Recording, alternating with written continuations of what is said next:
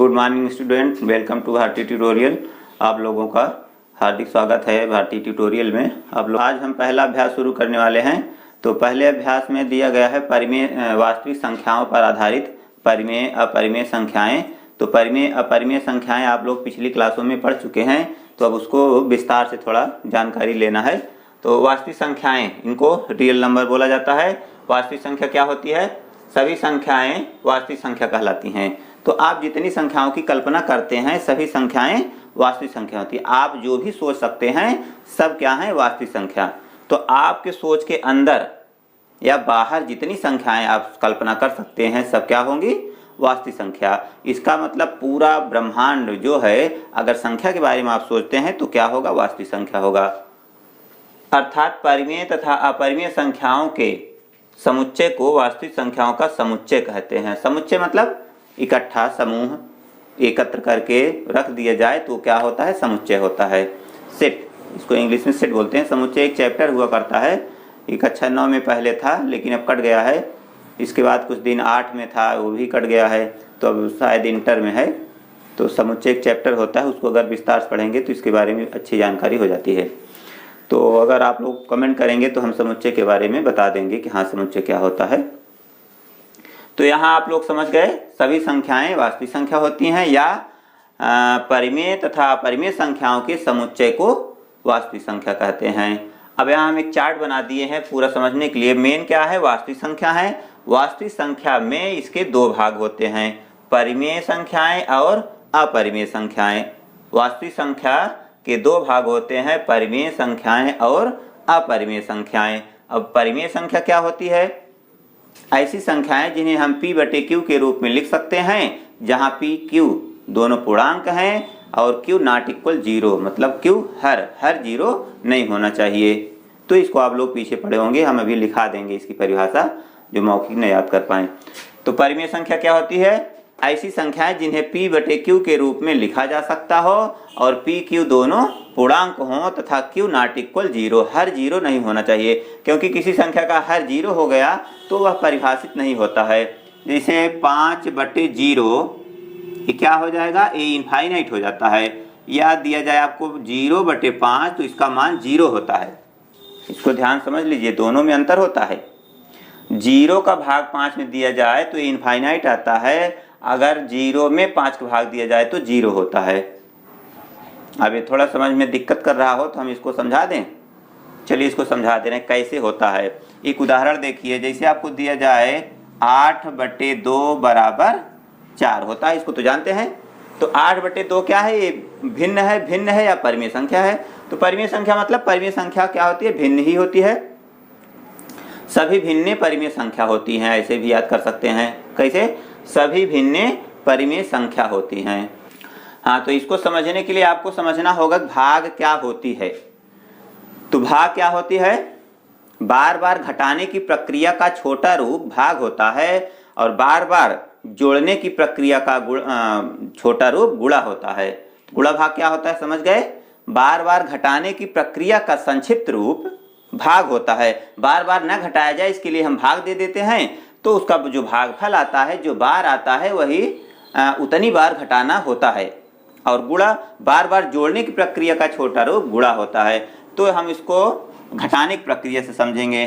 तो 8 - 2 बराबर 6, फिर 6 - 2 बराबर 4, 4 - 2 बराबर 2, 2 - 2 बराबर 0। तो अब यहाँ आप कितनी बार गणना किए? 4 बार। तो बार, ये जो आप बोलते हैं बार क्या होता है? वही बार है कि मतलब हम 8 में 2 4 बार घटाएंगे तब इसका शेषफल 0 होगा। ठीक, ये बात समझ में आ गई। अब हम इसको देखते हैं।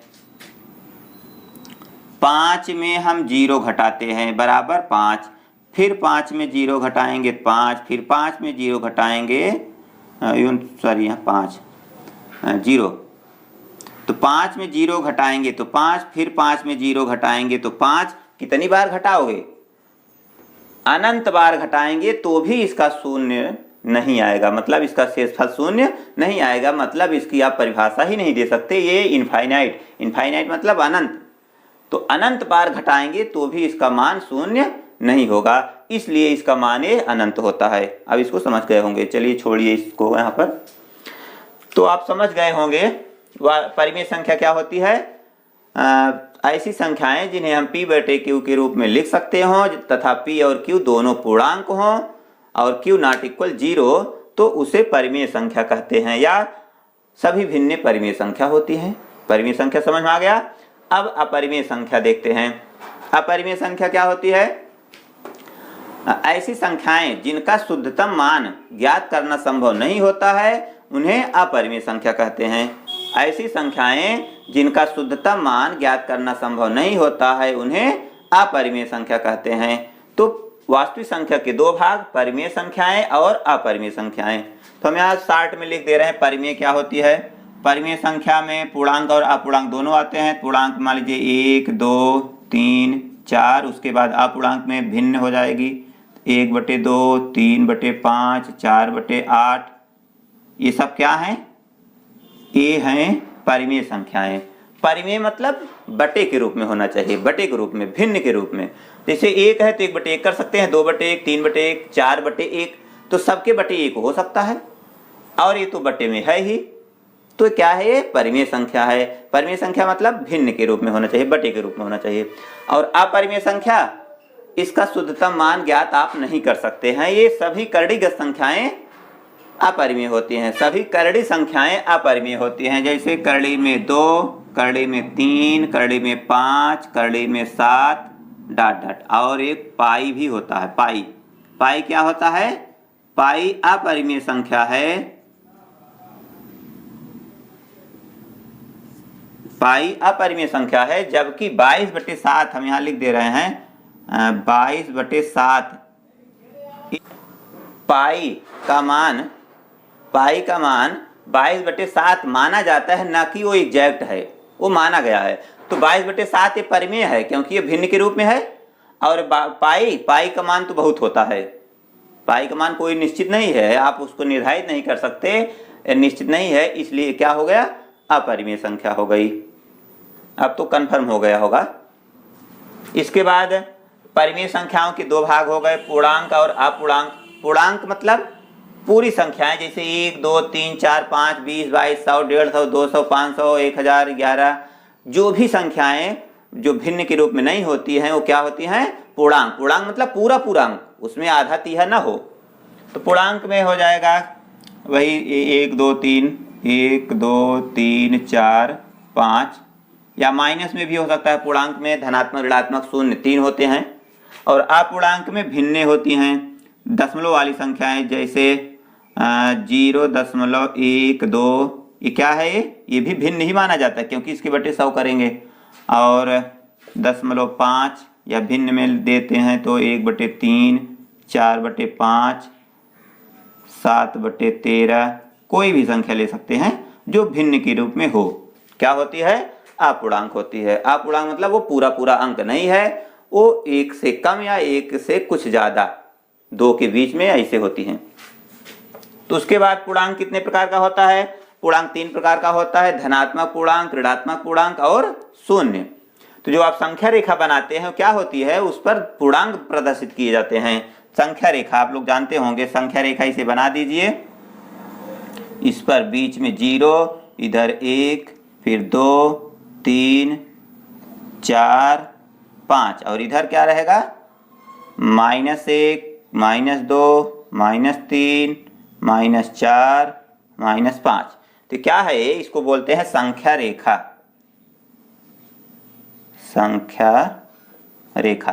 तो संख्या रेखा पर आप क्या दिखाते हैं, पूर्णांक दिखाते हैं। पूर्णांक में धनात्मक, ऋणात्मक और शून्य सब होता है। यहाँ देख लीजिए, इधर 0 से दाहिनी तरफ धनात्मक संख्याएं होती हैं, 0 से बाईं तरफ ऋणात्मक संख्याएं होती हैं। ठीक, तो यहाँ तक आपको समझ में आ गया होगा। देखिए इसकी परिभाषा लिख दी गई है। परिमेय संख्याएं ऐसी संख्याएं जिन्हें p/q के रूप में व्यक्त किया जा सके, जबकि p और q दोनों पूर्णांक हो तथा q नॉट इक्वल 0 मतलब q 0 के बराबर नहीं हो, तो उन्हें परिमेय संख्या कहते हैं, या सभी भिन्न परिमेय संख्या कहलाती हैं। जैसे 5/12, 7/10, 6/8, 5, 12, 24 आदि। तो 5 है तो इसके बटे हम 1 कर सकते हैं। तो अगर इसके बटे 1 हो गया तो ये परिमेय हो जाएगा। परिमेय मतलब भिन्न के रूप में, बटे के रूप में हो तो परिमेय संख्या हो जाती है। इसके बाद अपरिमेय संख्याएं, इरेशनल नंबर्स, ऐसी संख्याएं जिनका शुद्धतम मान ज्ञात करना संभव नहीं होता है उन्हें अपरिमेय संख्या कहते हैं। सभी कर्णी संख्याएं अपरिमेय होती हैं, जैसे कर्णिम 2, कर्णिम 3, कर्णिम 5, कर्णिम 4 नहीं। कर्णिम 4 क्या होता है? कर्णिम 4 का मान 2 हो जाता है। तो 2 क्या है? ये 2/1 माने ये तो परिमेय हो जाएगा, इसलिए कर्णिम 4 यहाँ नहीं रहेगी। इसी तरह कर्णिम 9 नहीं रहेगा, तो ये क्या होता है? ये अपरिमेय संख्याएं हैं। तो ये आपको समझ में आ गया होगा, इसको आप लोग नोट करके याद कर लीजिएगा। इसके बाद है पूर्णांक। पूर्णांक क्या होता है? पूर्ण संख्याएं पूर्णांक कहलाती हैं। पूर्णांक 3 प्रकार के होते हैं। धनात्मक पूर्णांक जैसे 1, 2, 3, 4, 5, 6, ऋणात्मक पूर्णांक -1, -2, -3 और शून्य। धनात्मक पूर्णांक क्या होता है?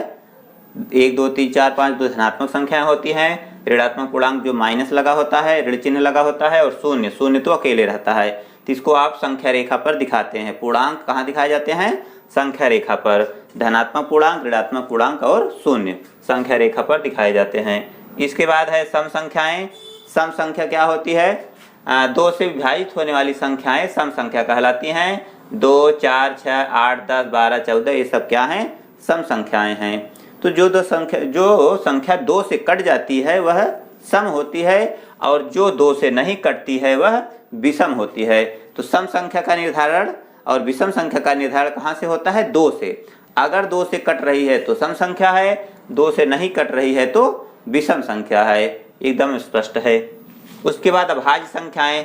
ऐसी संख्याएं जो स्वयं और 1 के अलावा किसी भी संख्या से विभाजित न हो उन्हें अभाज्य संख्याएं कहते हैं।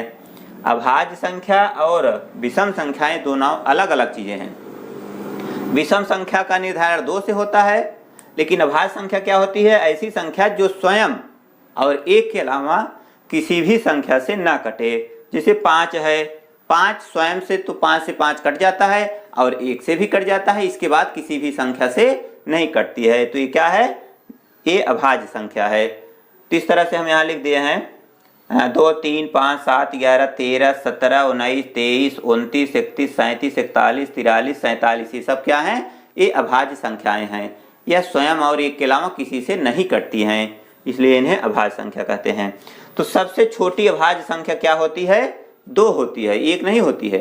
1 न तो भाज्य है न अभाज्य है। 2 जो होता है वह सम भी है और अभाज्य भी है। केवल एक संख्या ऐसी है जो सम है और अभाज्य भी है, केवल 2। इसके बाद है प्राकृतिक संख्याएं, नेचुरल नंबर्स। गिनती की संख्याएं प्राकृतिक संख्याएं कहलाती हैं। जैसे 1, 2, 3, 4, 5, 6 अनंत तक ये क्या होती हैं? गिनती की संख्या है, इन्हें प्राकृतिक संख्या कहते हैं। पूर्ण संख्याएं, 0 से प्रारंभ होने वाली प्राकृतिक संख्या पूर्ण संख्या कहलाती है। जैसे 0, 1, 2, 3, 4, 5। तो अगर इसमें 0 जोड़ देते हैं तो पूर्ण संख्या हो जाती है, मतलब उसमें जो कमी रहती है वो पूर्ण हो जाती है। तो प्राकृतिक संख्या में केवल 1, 2, 3, 4, 5 होता है अनंत तक, मतलब 6, 7, 8, 9, 10 भी रहेगा। 10 में तो 0 लिखना ही होता है, लेकिन वो 0 से स्टार्ट नहीं होती है। तो 0 से शुरू हो जाएगी तो क्या हो जाएगी? पूर्ण हो जाएगी, पूर्ण संख्या कहलाती है। तो प्राकृतिक संख्या और पूर्ण संख्या ये सब आपको समझ में आ गया होगा। तो आप लोग इसको एक बार दोहरा लेंगे तो सब याद हो जाएगा। और हमें लगता है कि आप लोग पीछे पढ़े भी होंगे, इसलिए यहाँ लिख दिए हैं, क्योंकि कुछ बच्चे होते हैं जाकर के केवल 9-10 में ही जागरूक बनते हैं और पढ़ने की इच्छा उनके अंदर जागृत होती है। तो उनके लिए हम यहाँ एकत्र कर दिए हैं, जिससे उनको कहीं खोजने में समस्या ना हो और एक जगह पूरा मैटर मिल जाए। तो इन सब की जरूरत पड़ती है आपको, आगे चल के हमें समझाने में दिक्कत ना हो, इसलिए हम इसको पहले से ही समझा दे रहे हैं। तो आप लोगों को इसको नोट कर लेना है और याद कर लेना है, ठीक। अब इसमें वास्तविक संख्याओं में एक यूक्लिड विभाजन प्रमेयिका पर आधारित प्रश्न दिए गए हैं, तो जिसको आपको समझना जरूरी है। यूक्लिड विभाजन प्रमेयिका क्या होता है? तो यूक्लिड विभाजन प्रमेयिका 2 धनात्मक पूर्णांक a और b दिए रहने पर ऐसी अद्वितीय पूर्ण संख्याएं q और r विद्यमान हैं कि ए बराबर बी क्यू प्लस आर, जहां आर छोटा है या बराबर है 0 से और आर छोटा है बी से। तो ये आप लोग जानते हैं जो भाग की क्रिया होती है ए और बी दो संख्याएं दिए रहने पर, तो मान लीजिए आपको दिया जाए 17 भागे 3, 17 में 3 का भाग, तो 17 और 3 क्या हैं, वही ए और बी हैं। तो ए भाज्य है 17 और भाजक क्या है, बी है, 3 है। तो 3 का भाग 17 में दिया जाएगा, तो इसके साथ दो और संख्या क्यू और आर विद्यमान होंगी और प्राप्त होंगी। क्यू क्या होगा, भागफल होगा, और आर क्या, रिमाइंडर होगा, उसका शेषफल आएगा। तो 3 का अगर हम भाग देते हैं तो 3 पचे 15, बचा क्या 2।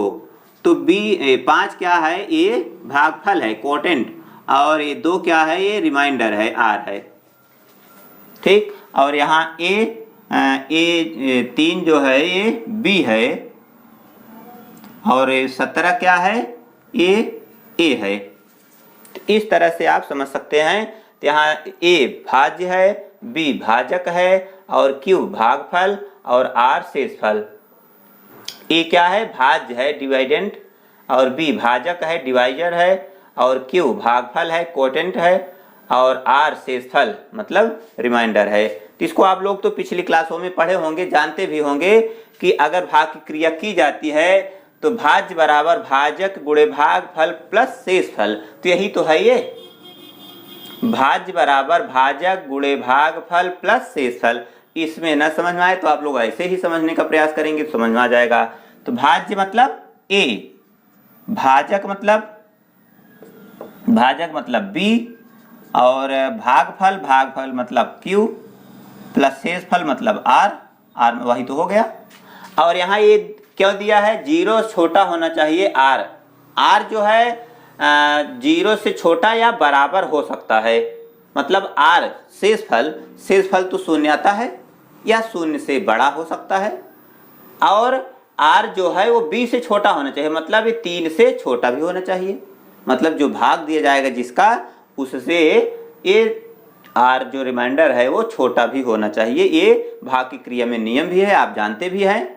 तो भाग की क्रिया में भाग देते समय जब शेषफल शून्य होता है तभी तो भाग की क्रिया रुकती है। तो दशमलव में नहीं ले जाना है आपको, ये यूक्लिड विभाजन प्रमेयिका में इसी के हिसाब से समझना है। तो आपको ये समझ में आ गया होगा कि क्या है ये यूक्लिड विभाजन प्रमेयिका।